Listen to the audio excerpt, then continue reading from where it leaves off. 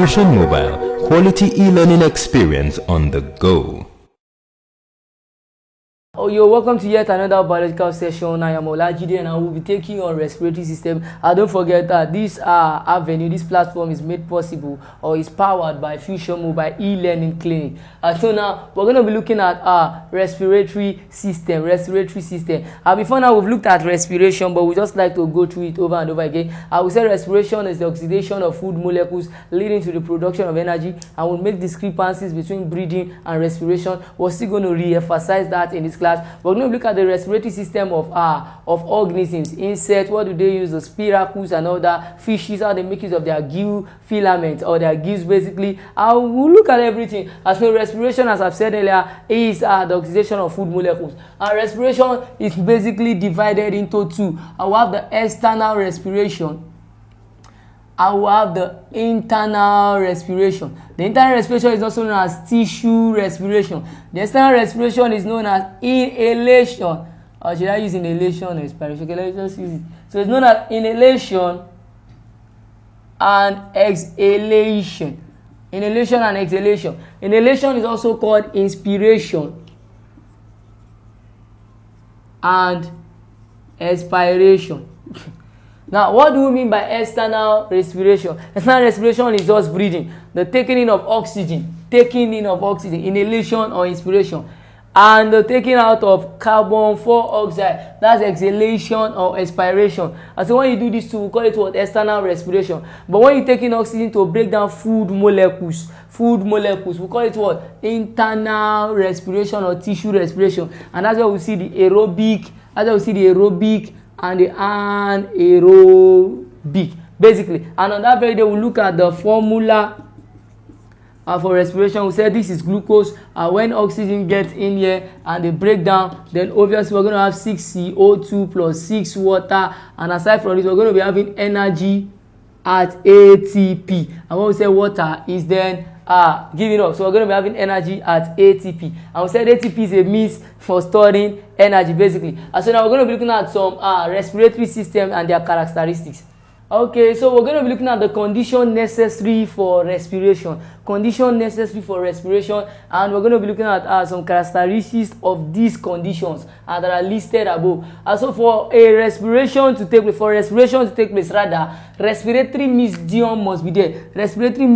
What is a respiratory medium? It is a medium associated with oxygen, a medium in which oxygen can be absorbed from, a medium in which oxygen can be obtained from, a medium where gases can be obtained from is called the respiratory medium. A medium where oxygen can be absorbed from, the oxygen can be taken in from, is not the respiratory medium. We have a respiratory organ. A respiratory organ is the organ that is taking in the gases, the organ that is taking in the oxygen. That's what we call respiratory organ. We have the transport medium. There must be a medium that is responsible for carrying the gases all around. A very good example is our blood. Our ventilation, there must be supply of air or water across respiratory surfaces. What are respiratory surfaces? These are the definite places where respiration is taking place, such as lungs. Definite places, lungs, a man.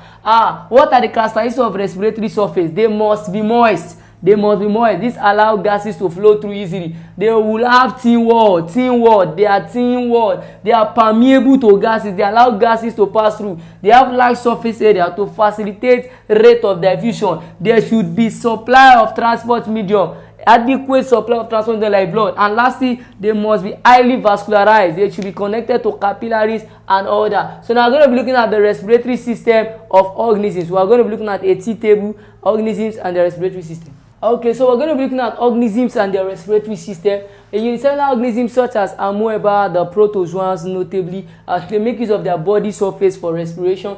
In organisms such as Hydra is a coelenterate, and tapeworm, which is a platyhelminth, they make use of their cell membrane. In organisms such as earthworm, which is an annelida, they make use of their wet skin or their body surface. In organisms such as fishes, which are Pisces, they make use of gills for their respiration. Arthropods, like the insects and other, and what have you, make use of their tracheae. Arachnids, like the spider, they make use of their long beaks. The tadpoles make use of their gills. Tadpoles make use of their gills. Tadpoles, young toad, they make use of their gills. Amphibians make use of their mouth, their skin, and their lung. Apes which are birds, they make use of their lungs. Mammals make use of their lungs as well, while flowering plants make use of their stomata and lenticels. So we move on. Okay, so as I've said earlier, it is actually good for you to go through the videos that have been done on respiration for you to get a proper knowledge on it. The lungs in man, the lung is a reddish elastic organ. It is located in the thoracic region, the thoracic region, the chest region. The thoracic region is called the thoracic cavity.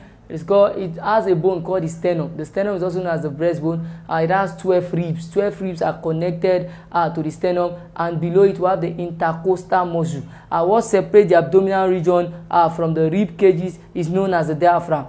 So during inhalation and exhalation, there's movement of the diaphragm. The diaphragm contracts when you take in. When you come out, the diaphragm relaxes. There is increase also in the volume of air and all that. The sternum pushes forward and all that. Those are changes that occur during inhalation and exhalation. So now we've established the lungs in man. So now, when we take in air, most time we can actually breathe in air through the nose, or it could be through the mouth. But when we take it through the nose or the mouth, the air moves first from the nose to the pharynx. Then from the pharynx, it moves to the larynx. The larynx is called the voice box. Then from the larynx, at the larynx here, most times, even when we take in food, it moves through the mouth to the pharynx, pharynx, then the pharynx, it might want to get into the larynx. And so there's an opening at the larynx called the epiglottis.